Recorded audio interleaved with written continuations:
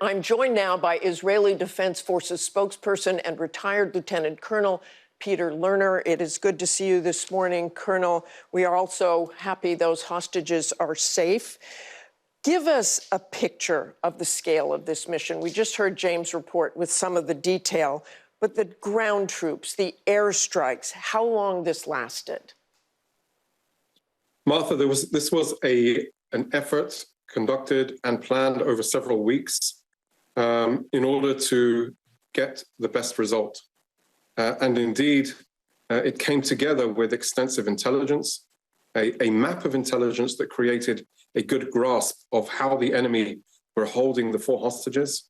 And that then was translated into an operational plan to actually bring them out. There was so much that could have gone wrong in this rescue mission. We need to keep in mind that all of our war efforts is crafted and designed about bringing back the hostages.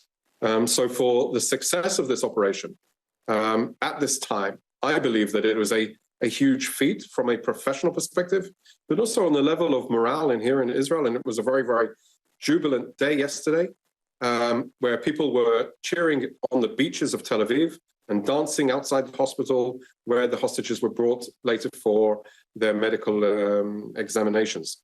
So the operational side absolutely reflects and spills over into societal issues. And there is a hope that we can continue to bring home the hostages, either through negotiations or in special force operations like we did yesterday. And Colonel, part of this mission were the airstrikes. We saw buildings destroyed in a civilian area in broad daylight. There were people on the street during this attack through the air. Did you factor in the loss of so many Palestinians in this operation? So we don't know how many casualties were caused in the strike, in the release and rescue operation. And I'd be very cautious at accepting any figures and numbers that Hamas are putting out. But even the Israelis, Hamas is putting out 274, but even the Israelis, another spokesman from the IDF said there were fewer than 100.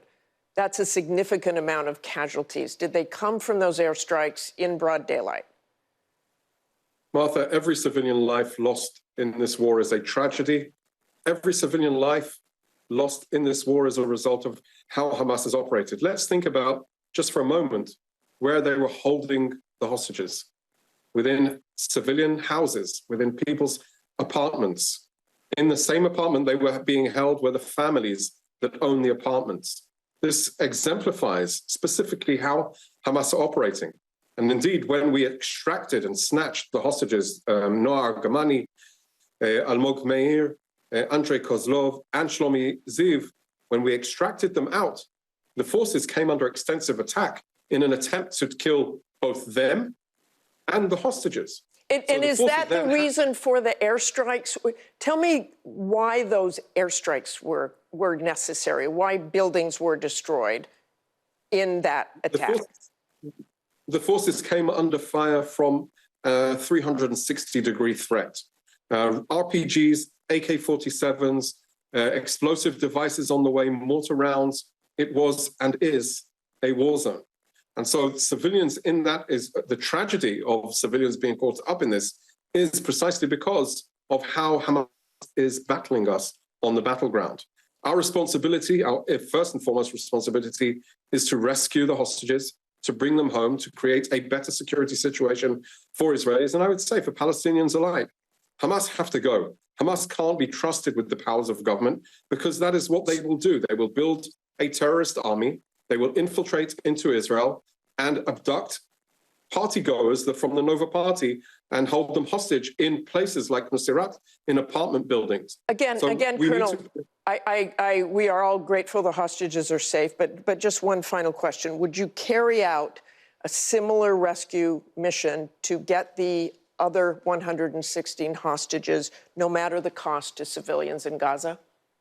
There can be a rescue mission like what happened yesterday, but there could also be negotiations that create the opportunity.